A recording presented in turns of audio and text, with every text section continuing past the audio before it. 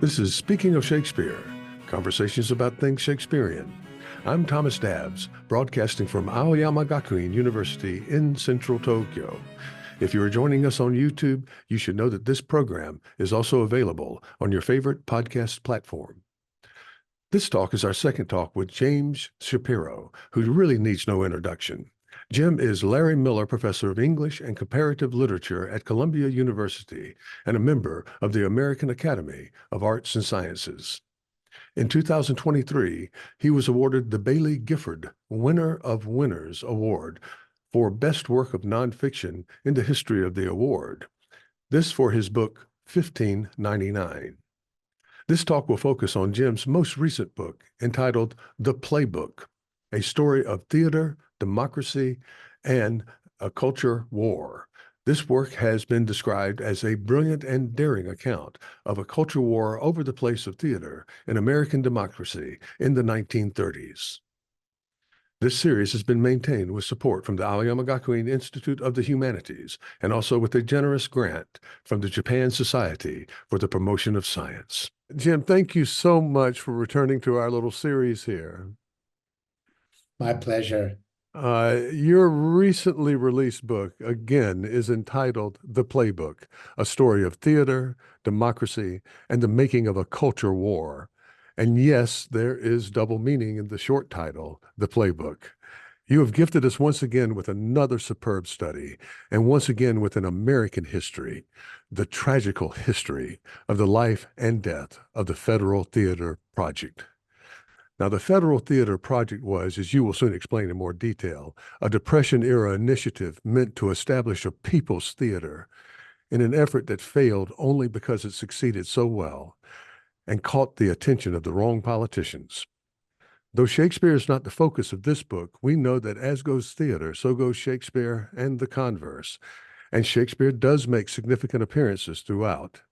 The story here that you cull from myriad sources forms into a real-life drama with its heroes and villains reflecting the best and the worst sides of our national character. So may I ask you to give us an overview of your book and let our viewers and listeners know what they can expect? Sure. Thank you for that kind introduction. I should say that most of those watching and listening are familiar with my work on Shakespeare's London, the London of 1599, the London of 1606. Those two books took me a quarter century to research and write. And then in 2016, Donald Trump was elected. And I realized that my laser-like focus on the politics and culture of Shakespeare's London and Shakespeare's England was misplaced, that I had taken my eye off the ball and I had too little sense of theater and politics and Shakespeare in the United States. And I should say that when I was going to graduate school, any graduate student suggesting to an advisor a dissertation on any American theme in Shakespeare would have been shown the door. It just wasn't done. We were all Anglophiles in those days. Yeah. So I embarked at that point on what I now understand to be a kind of trilogy.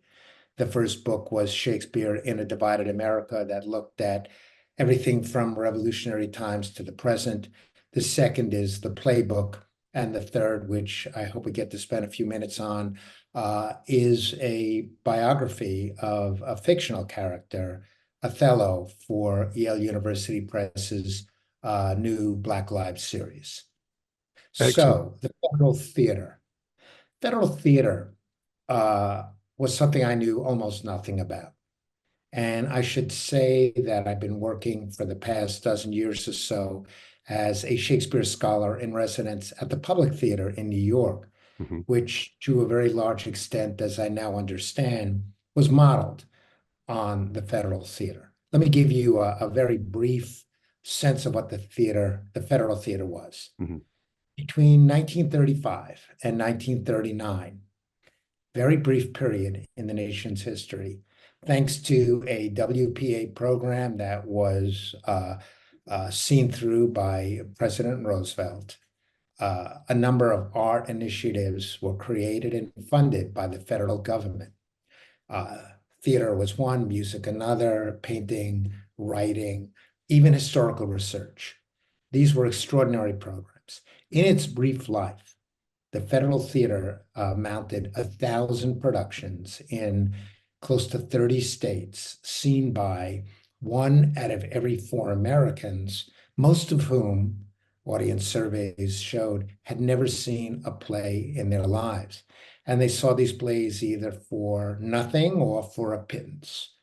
And this was an extraordinary, innovative, and for many life-saving or career-saving enterprise. Mhm. Arthur Miller got a start in the Federal Theater. Orson Welles got his start in the Federal Theater. But most of the people who worked for the Federal Theater were out of work actors and vaudevillians. Most New York theaters during the Depression, and this was a Depression era theater, most of those theaters were dark. And across the country in the previous 30 years, movies had almost completely erased a thriving theater culture.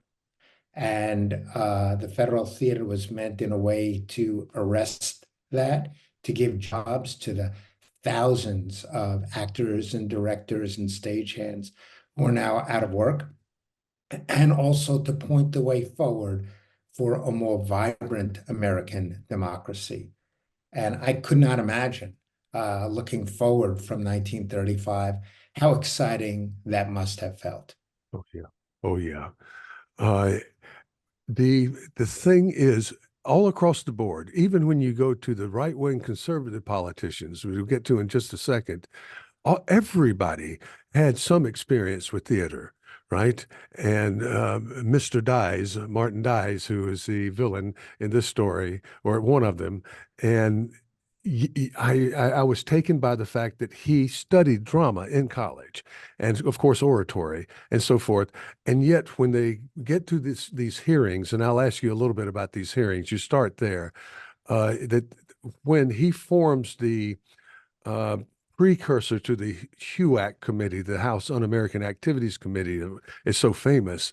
Uh, he goes straight into a right-wing line, and everyone in this questioning seems to be absolutely naive about theater in maybe ways that were disingenuous, but you chart that out. And Hallie Flanagan's this heroic figure who established the institutional structure for this theater was an enormous mammoth project to do. And it just seems impossible from the start, yet she did it. She has to testify along with others. And I would like to go into just a rough overview of that history, how things started falling apart with this committee looking for communists and fascists at the same time. The Federal Theater was created by Roosevelt and overseen by Harry Hopkins, one of his brilliant, hardworking supporters, aides, politicians. Hopkins had gone to Grinnell College and he had befriended Hallie Flanagan in Iowa. She was a Midwesterner. Mm. And it was a challenge to find the right individual to oversee as massive an enterprise as the one we're talking about. She had a lot of things going for her. After teaching at Grinnell, she had moved to Vassar College in Poughkeepsie, New York, and had created a really vibrant theater world there. She had studied briefly at Harvard's theater program and excelled there. And she was one of the first women to win a Guggenheim Award. And that sent her through all the European capitals in the 1920s to study what cutting edge theater was, including going to the Soviet Union, which was doing a lot of agitprop theater, but theater on a large scale, taking theater very seriously. She came back, put all that into practice at Vassar, but was clearly ambitious and wanted more of a career than was available to her. And had the Federal Theater not come along, she probably would have remained a beloved, charismatic theater professor at Vassar, mounting spectacular productions on a low budget. Harry Hopkins remembered her from Vassar. Most of the egotistical directors he interviewed for the job of director of the Federal Theater were impossible to deal with. And he asked Hallie Flanagan to lead this. She took a pay cut from Vassar and took on this enormous responsibility. And there is, like many a Shakespeare plot, heroes and villains in this story. Hallie Flanagan is clearly one of the great heroes, and I'm a member of the American Academy of Arts and Sciences, and they've asked its members to think about those from the past who've been overlooked that should be posthumously included. And I've recently put in Hallie Flanagan's name and hope she does get that honor many, many, many decades later. Uh, at the beginning of the project, it was clear to her that you can't stage a play without acknowledging the belief systems, the politics of the actors and directors and everybody else involved. Almost all of these productions were inoffensive. They ranged from Christmas plays to recycled classics from the Greeks on down to modern European drama. But one of the innovative art forms of the Federal Theater was something called the living newspaper. Yeah. And kind of based on newsreels of the time, the challenge they faced, unlike the challenges theaters now face, is you couldn't put on a play with 4 actors or 8 actors and employ enough people who were on the payroll of the Federal Theater in the US government. So they had to devise plays that had casts of 150 or 200 individuals. Yeah. And the living newspapers would stage plays about pressing contemporary issues, substandard housing, the rise of fascism, syphilis, socialized medicine, utilities, farming. Now, these may not sound thrilling to Broadway audiences, but to the average Joe and Jane in the 1930s, suffering from the cruelties imposed by the Depression and the Dust Bowl and the like, these were thrilling plays, and they were written by top-rate playwrights. And of course, they landed squarely in the middle of a political divide in the United States. Yeah, yeah. It amazed me when I was looking at how brutal sometimes the press was towards these plays. They're using an entirely different critical standard that was just absolutely ignored by most of the people, apparently, who went to these plays and felt that they were seeing their own lives in reflection. Exactly. Yeah. And this was a theater, in a way, by Americans, for Americans, and everybody involved, except for a handful of people surrounding Hallie Flanagan, were unemployed. So the goal of the Federal Theater, in a sense, was to get them back working in the private sector, and some of the best actors moved from the Federal Theater back into the commercial theater. But what quickly emerged was these plays, like many plays, like most of Shakespeare's plays in his own day, touched on sensitive political issues. And at the same time as Hallie Flanagan's meteoric rise to the pinnacle of theater in America in the 30s, at the same time as this, a little-known congressman from the second congressional district in East Texas, near the Louisiana border, a young man named Martin Dies, whose father, Martin Dies, had been a congressman at the turn of the century, decided to run for office.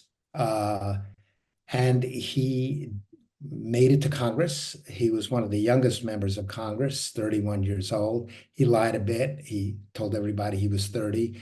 He lied a bit quite often. And he couldn't find a way forward for his enormous ambitions. And you noted earlier that the title is a one that has a double meaning. It's both about the playbooks produced by the Federal Theater, and it is also about the current right-wing playbook, which we take for granted as somehow timeless, but was created by Martin Dies as a way to counteract and successfully destroy progressive enterprises. And I would describe the Federal Theater, like FDR's New Deal in general, as progressive.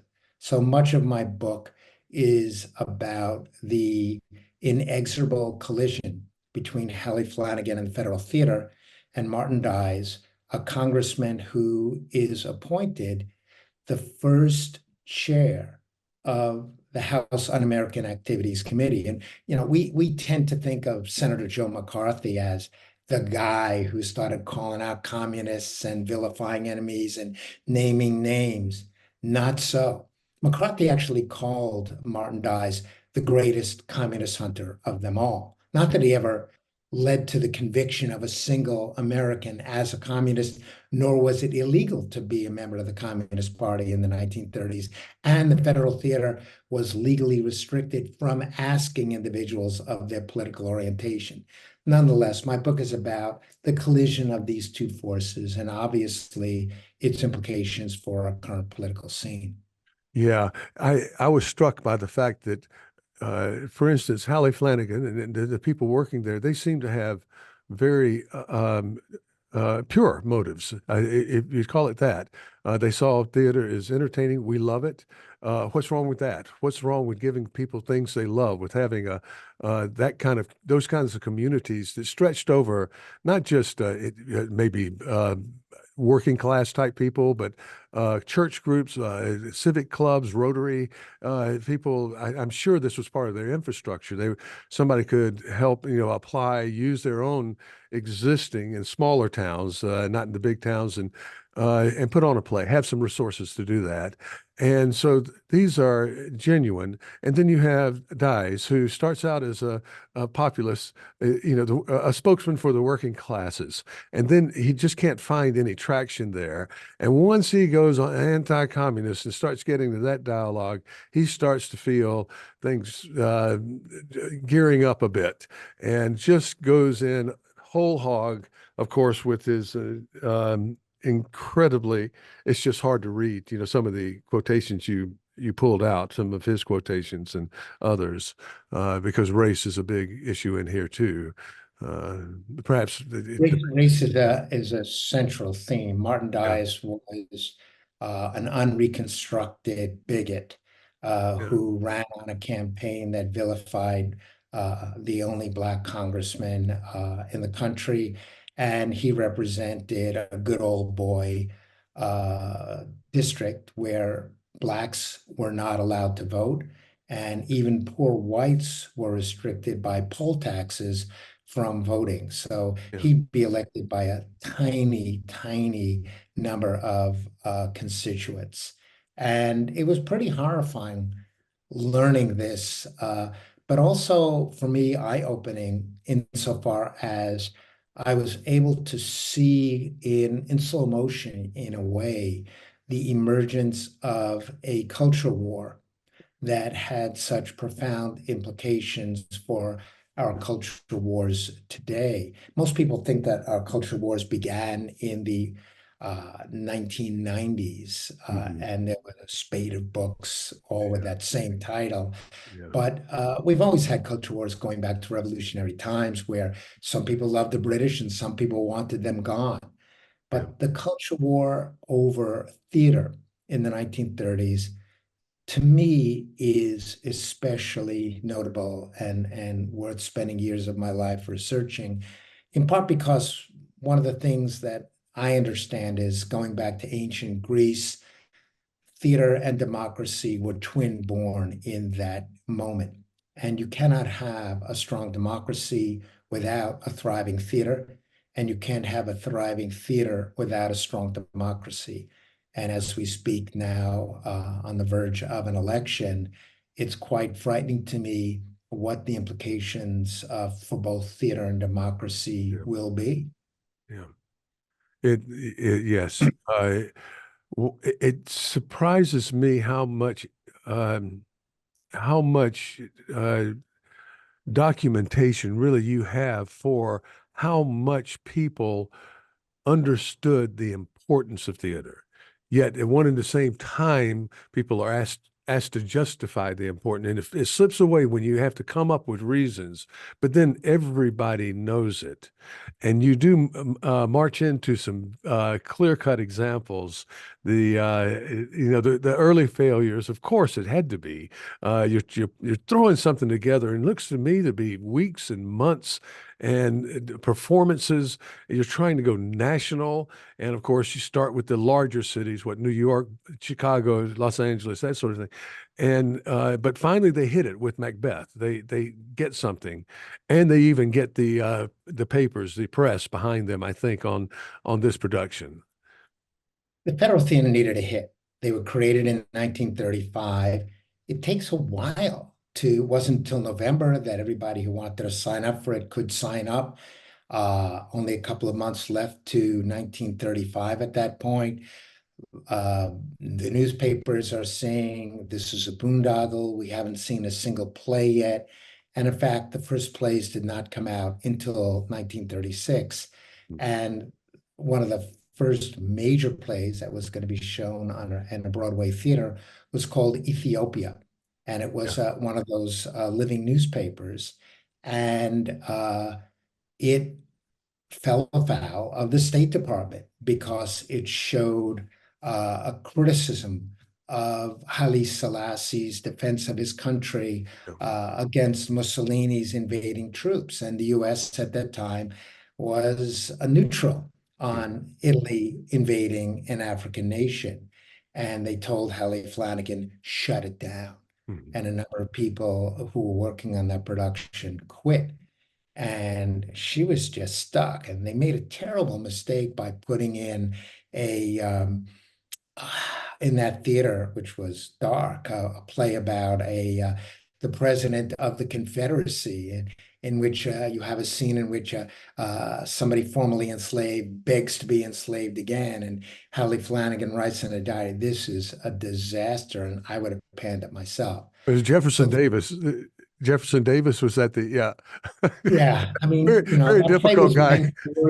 it was meant for the South. And Yeah. again, this is a theater that's speaking to, they're doing plays in multiple languages for the immigrant communities in the United States. And I should say that theater had, and we're not sufficiently, and I was not sufficiently aware of this, between 1910 and 1935, theater just died Yeah. in this country, and the movies just took over. And when the Federal Theater went to Nebraska, which had a thriving theater community in the 19th century, people waited outside the stage door to see whether this was a movie or those actors were real.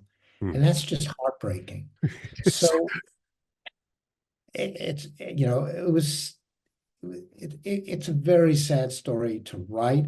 I love doing research. People who know my work know that that's what I enjoy the most. And the research for this was made possible by a couple of things. One, Hallie Flanagan's papers were collected and available to me both at Vassar and at the New York Public Library.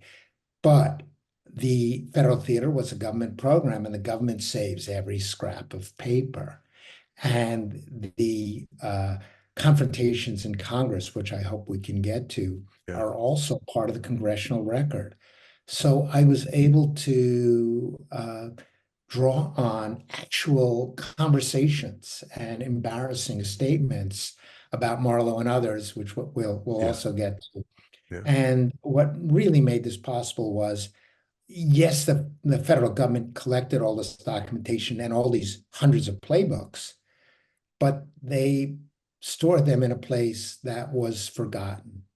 And it wasn't until a couple of scholars from George Mason University in the 1970s went hunting for these and found these large wooden crates covered with pigeon droppings in an abandoned airport in suburban Maryland, that we had all this extraordinary material brought back to light that scholars have been able to draw upon. Yeah, well, there's many examples of people on the committee not knowing really not knowing what they're talking about. They didn't do any research of the plays. They would extract quotations. It would be something just this isn't in the book, but well, who said neither a borrower nor a lender be? Isn't that anti-capitalist? And you don't put it into context of the old fool Polonius and the play. Did William Shakespeare say that? But even more absurd was, is Marlowe a communist? And Yeah, well, that's one of the great lines and a chapter title in the book. In November 1938, Martin Dies, head of what everybody called the Dies Committee, but was officially the House Un-American Activities Committee. He called in Hallie Flanagan, and for the first and probably only time in American history, the place of theater in American democracy was hotly debated. yeah, And as you said earlier, Martin Dies studied oratory. He was an actor in school along the way, spectacular performer, yeah, charismatic, knew how to manipulate the media, knew how to work emerging media like radio and newsreel. He had figured out the playbook of the far right extremely well. mhm, And seated at the end of the table from him and his committee was Hallie Flanagan, who had come in yeah, to defend the federal theater. And this 4 or 5 hours of heated exchanges produced one of the most memorable ones when, let me see if I can get the exact quotation. I have a pretty good paraphrase of it. In an essay that Hallie Flanagan had written about left-wing theater for a theater magazine, she had talked about the Marlowe-esque tendencies of this theater. yeah, And one of the congressmen jumped on this and demanded to know, who is this Marlowe? Is he a communist? And the room exploded in laughter because back then people still read Dr. Faustus. sure, And even Flanagan, to her, she had tremendous self-control, but even she was smiling. And he insisted again on asking who Marlowe was. And she said, the next great a dramatist after Shakespeare in the Elizabethan days.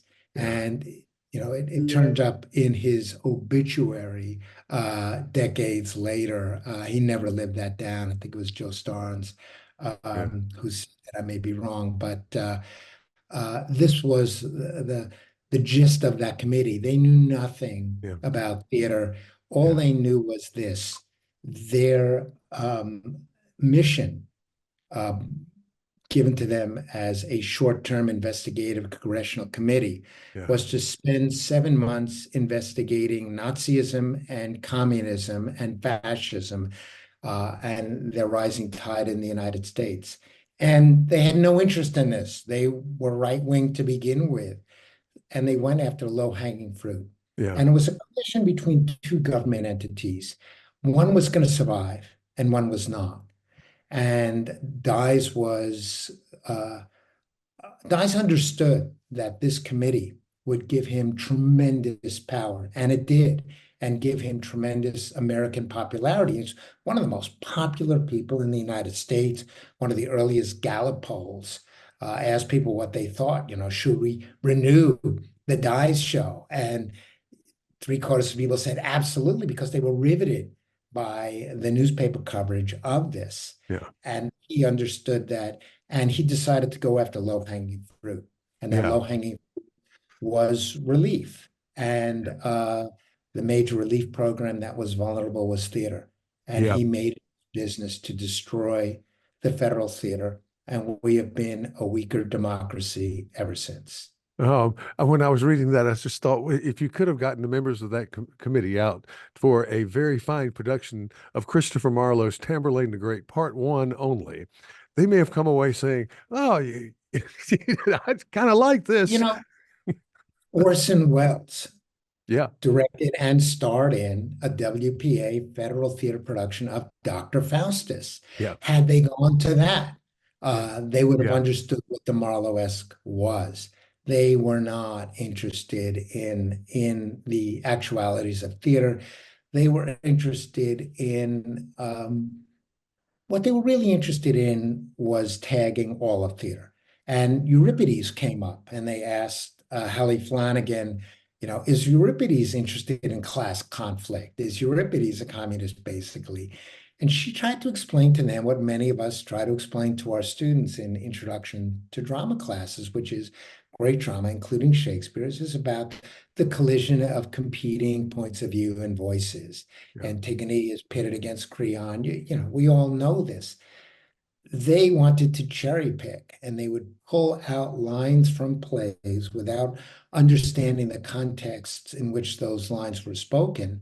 And they used them to vilify the public theater as left wing, as communist, which it was not. Yeah. It was progressive, but you couldn't attack something for being progressive in an America where Roosevelt and his progressivism was enormously popular. And the House Un-American Activities Committee was supposed to end in January 1939. It lasted until 1975. Yeah. Yeah. And in 1939, the Federal Theater was shuttered and those crates sent off into the ether. Yeah, I think just below the surface, it didn't surface as much in official hearings, but you quote a number of cases. Right there's race. And I think maybe there was this extreme fear that uh, were Black people able to somehow find the Venn diagram, the overlap that they had with the working classes, and these people say, "Listen, can we settle our differences here just for the benefits of our family, to feed them, and so forth?" That really would have been something that these right wingers would have had trouble dealing with. Well, you mentioned the production of Macbeth in early 1936. It opened. It had a cast of 150 Black actors. It Yeah, opened at the Lafayette Theater in New York. It was the first great hit of the Federal Theater. It moved to Broadway. It made the reputations of its effectively producer, John Houseman, and of course of its director, Orson Welles, who had just turned 20 and not directed anything until this point except for school productions. And we tend to call this the voodoo Macbeth, and I think that's the wrong name for it, although it did substitute for Scottish witchcraft, Haitian voodoo, since it was set in 19th century Haiti. But what we tend not to focus on is the national tour of that production, and I write about this, that followed.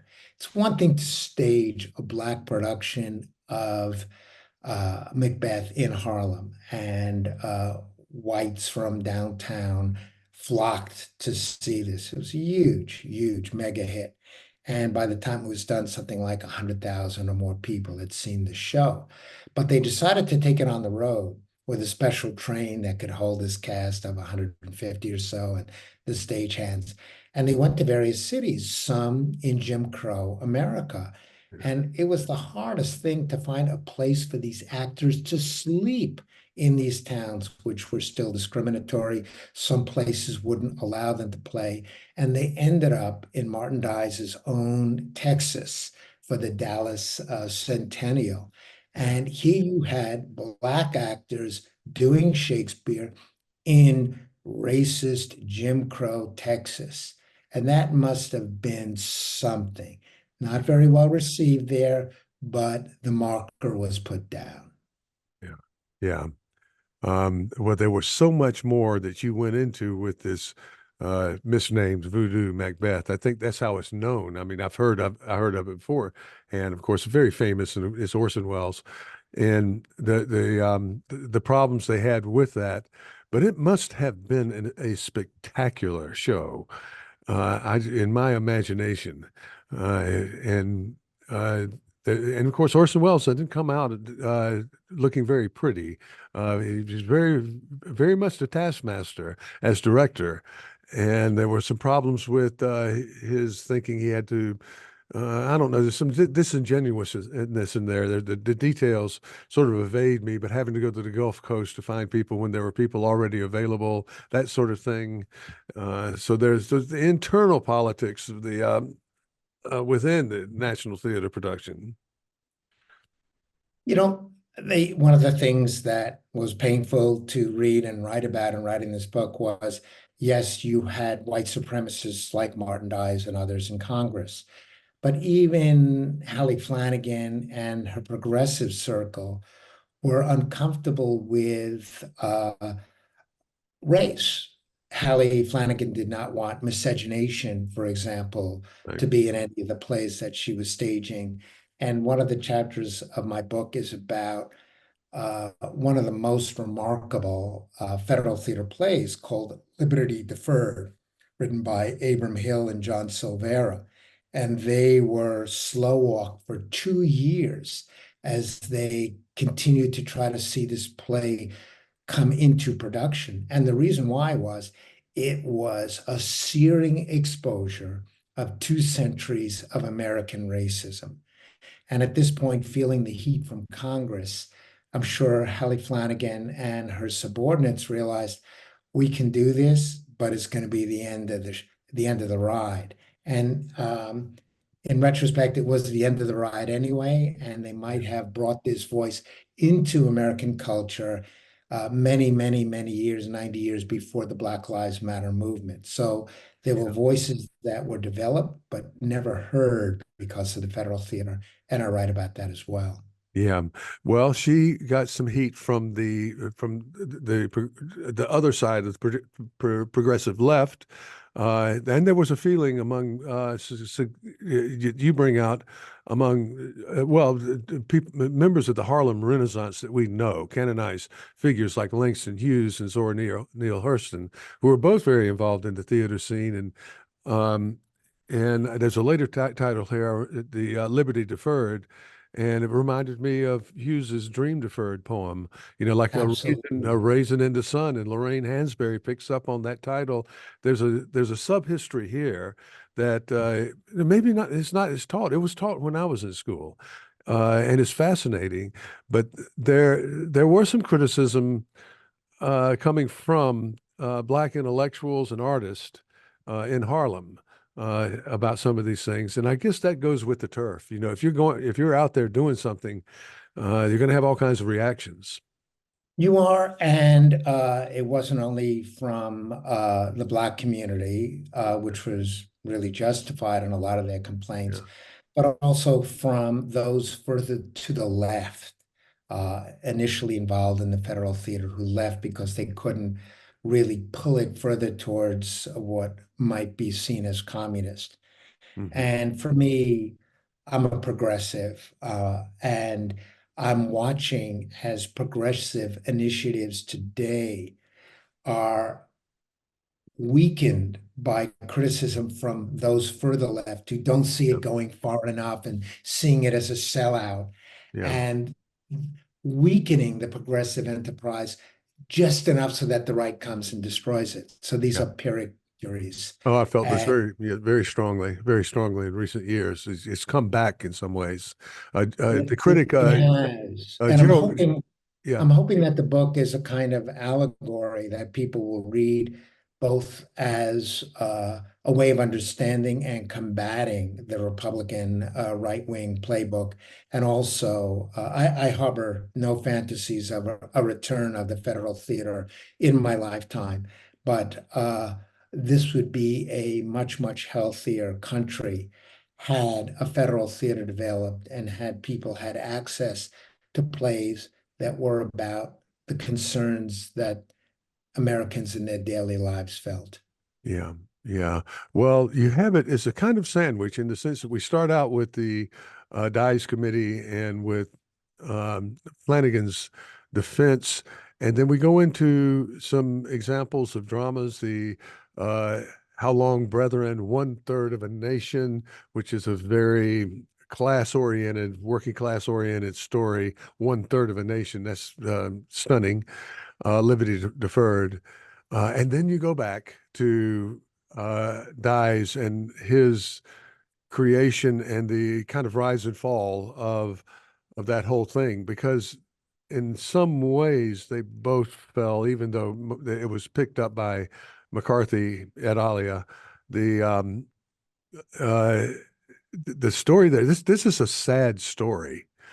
There is sadness here in the midst of all this There is, potential. and to me, that sadness is even more pronounced because of what was innovative about it. Not simply interracial casting and pushing boundaries in that way, but take one of the stories I tell of a Sinclair Lewis novel that was dumped by Hollywood for being anti-Nazi in the 1930s and staged by the Federal Theater in 18 states, in 21 theaters, opening the same night and different in each locale.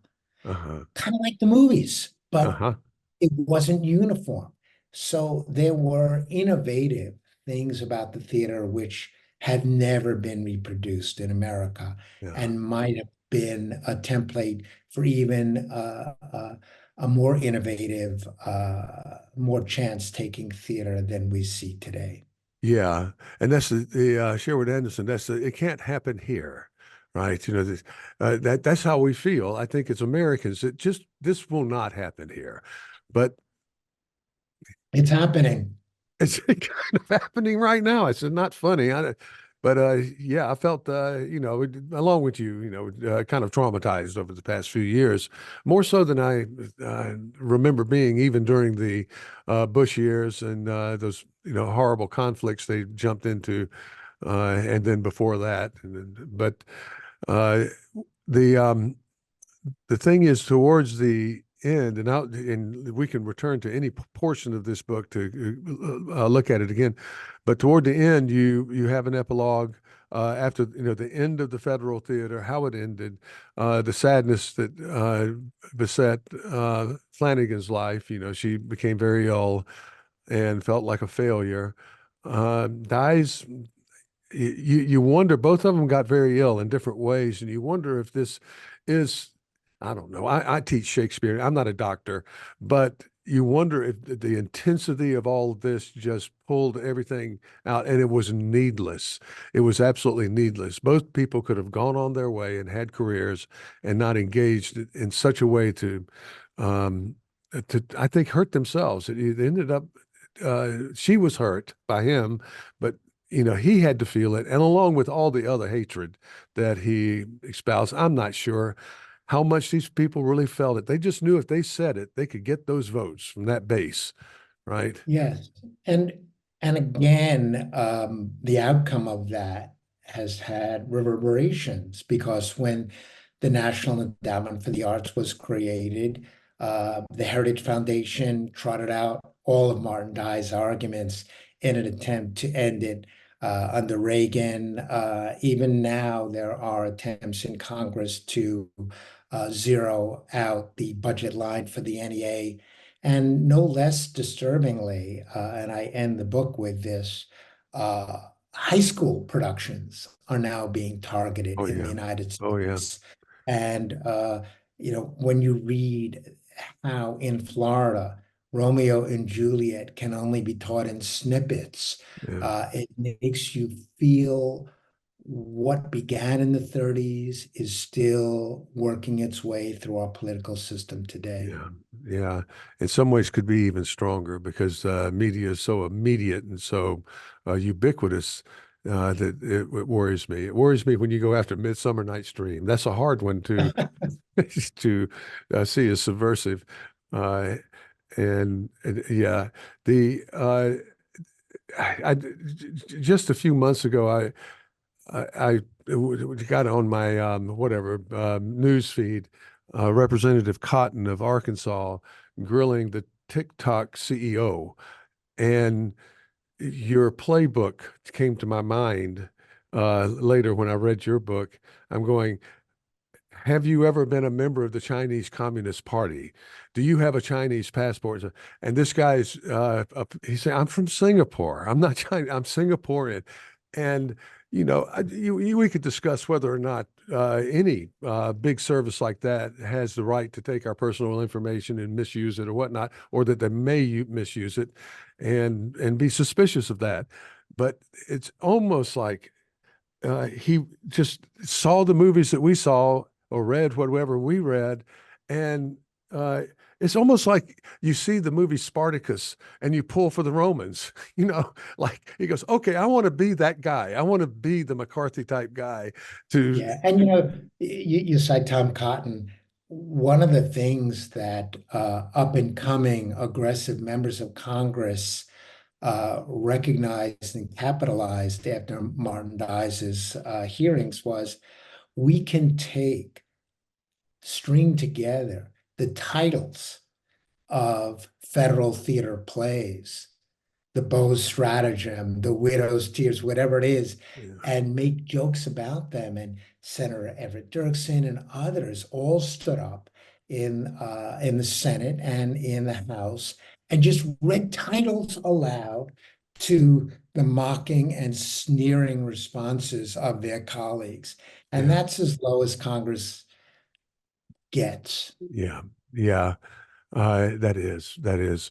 I remember some years ago, every year when the Modern Language Association would have their convention, there would be a reporter who would go in there and cherry pick, admittedly kind of absurd titles, that always, Absolutely. and then print those and say, well, we got these people in town.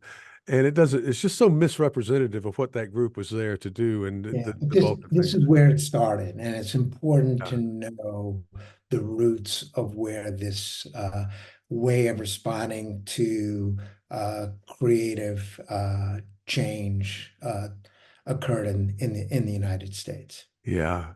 Well, there's so much we've talked about some of this. We have only scratched the surface. This book drills down into some detail. The testimonies themselves are dramatic.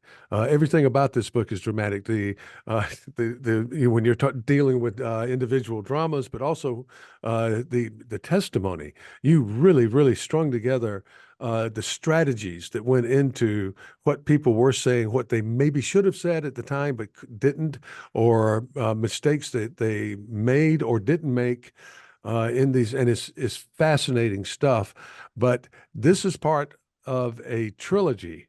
As you mentioned before, and we are very eager to see what the next project is. This is on Othello. It is. I was approached by I keep thinking I've said my piece about Shakespeare in America, and then new doors open up. Yeah. And I hope it's not a tetralogy, but simply a trilogy. But Skip Gates and David Blight of Harvard and Yale have just gotten together and are overseeing a new series called Black Lives at Mhm. Yale. Yale had long had a Jewish Lives series. They thought now is a good time to have a Black Lives series. Mhm. And I'd written extensively about Othello in my book on Shakespeare in America. They had liked that. And they asked me to write a biography of a fictional character. I've never written a biography before. There are biographical elements in the playbook, but that's a little different. And I'm used to thinking up my own ideas rather than somebody pitching me on a book project. And I thought, you know what, this could be fun. I would restrict it to Othello's American life.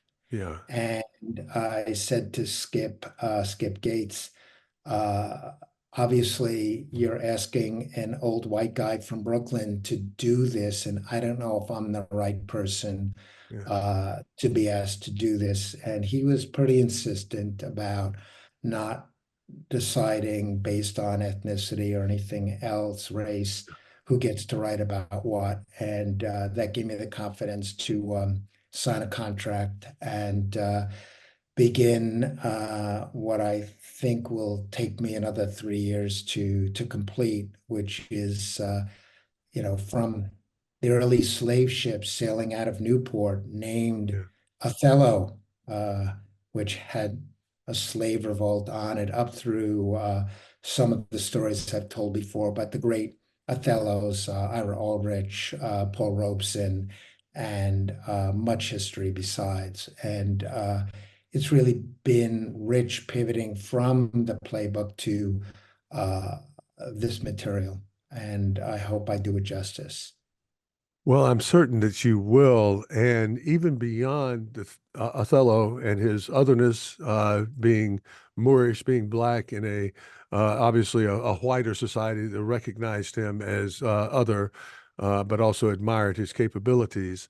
Uh, Even beyond that dynamic, which is fascinating, how you import that into a country that's so entrenched in racism and slavery and Jim Crow and everything else. It's got to be fascinating. Uh, and then there's the rest of the play. There's Iago, and there are all of the moral complications of that play, the collision between the culture of Othello and the culture of the Venetian Senate, and what their expectations are, and then the Turkish fleet, all kinds of things that I could see how it might take 3 years. You know, I love teaching that stuff, Yeah. and that's not going to be in the book. I've decided let a different series, the History of Villainy series, do Iago. Toni Morrison has written a brilliant book on Desdemona. Yeah. I'm really focusing on Othello, Yeah. and I guess I'll leave you with the thought. We think of our founding fathers and their values. How does the fact that Ben Franklin named a slave boy of his Othello make us think about him? Ah, okay. Well, a wise choice, I think, because there's enough material there. I know that you Too went into much. this in Shakespeare in a Divided America. You were talking about the productions and so forth, but the one that I remember is Ulysses S. Grant. I remember that the best.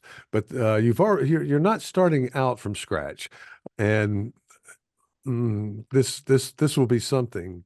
Well, I wonder what our prospects are for the future. I would like to think that there would be, and just kind of in closing, I guess, uh, it wasn't all sad because you saw people of extraordinary sensibility, and Hallie Flanagan being, a Midwesterner, a woman in that time in particular, having to sit in front of these cigar smoking good old boys. I mean, you can think the worst kind of real smoke filled room, coming at her and holding her own.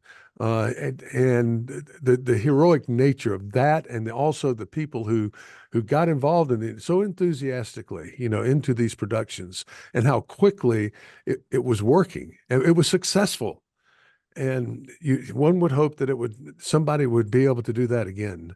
Uh, Well, great enterprises are few and far apart. And I have to say, on a more modest level, the Shakespeare world, your series is one that I never miss. And you have figured out how to pull together older and younger and diverse voices in this series. And it is going to be, I'm sure, 100 years from now at the Folger Shakespeare Library, the most consulted database, if you will, these conversations to understand Shakespeare at our moment. So I'm grateful to you for that.